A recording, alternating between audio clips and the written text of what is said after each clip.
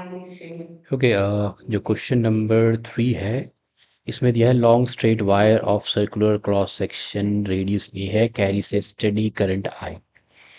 तो there is a long straight wire of cross section जिसका radius a है। So let's say this is the radius a. Now it carries a current I, carries a steady current I. Current is uniformly distributed across this cross section. Means इस सारे जो area है, ये जो cross section area है, इसमें current जो है वो यूनिफॉर्मली डिस्ट्रीब्यूटेड है I. Now magnitude of magnetic field produced at a distance, at a point at a distance a by 2 from the axis of the wire. Let's suppose this is the axis of the wire, ये axis of the wire है।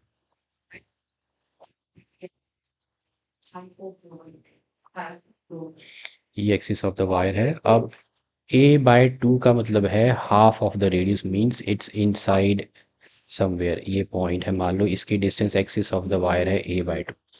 तो यहाँ पे आपको magnetic field find out करनी है, तो we will draw Amperian loop. और नाउ द मैग्नेटिक फील्ड यहाँ पे according to Ampere circuital law, the line integral of the magnetic field over a cross surface is equal to mu naught times the current threading through the circuit means I enclosed। so आपको ये find out करना है, यहाँ पे charge current enclosed find out करना है। तो current enclosed यहाँ पे देखो पूरे क्रॉस सेक्शन एरिया यानी कि पाई ए स्क्वायर पे जो करंट है वो आई है।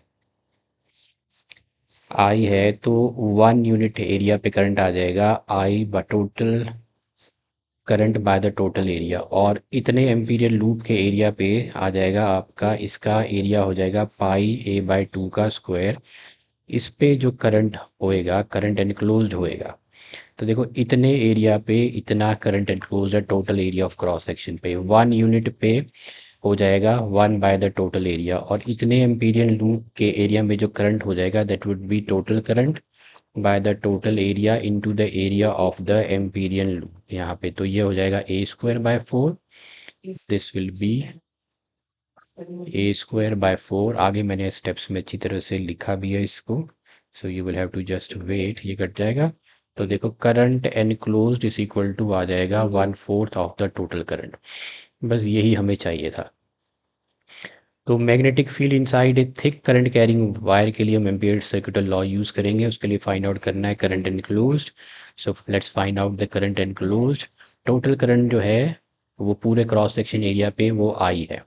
तो मैंने बताया पूरे क्रॉस सेक्शन एरिया पे करंट आई है, पूरे क्रॉस सेक्शन एरिया पे करंट आई है। तो 1 यूनिट पे हो जाएगा I by the total area, I by the total area.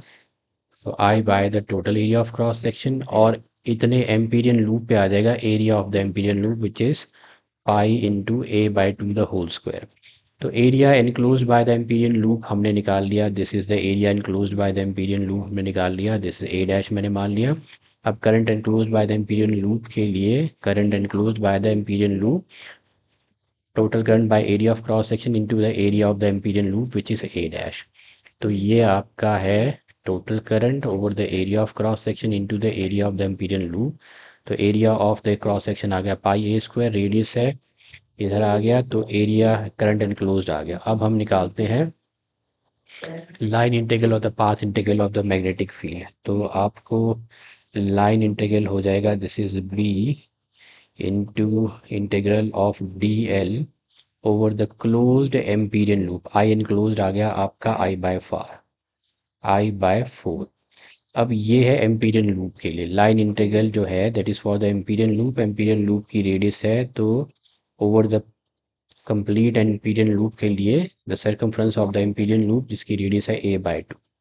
तो 2 pi into a by 2 is equal to mu naught into I by 4।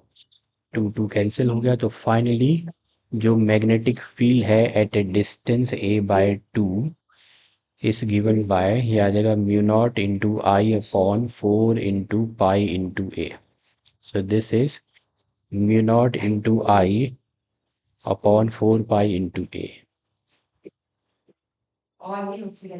So here the correct option is C, mu naught into I upon 4 pi into A। Question number 3 का answer है C।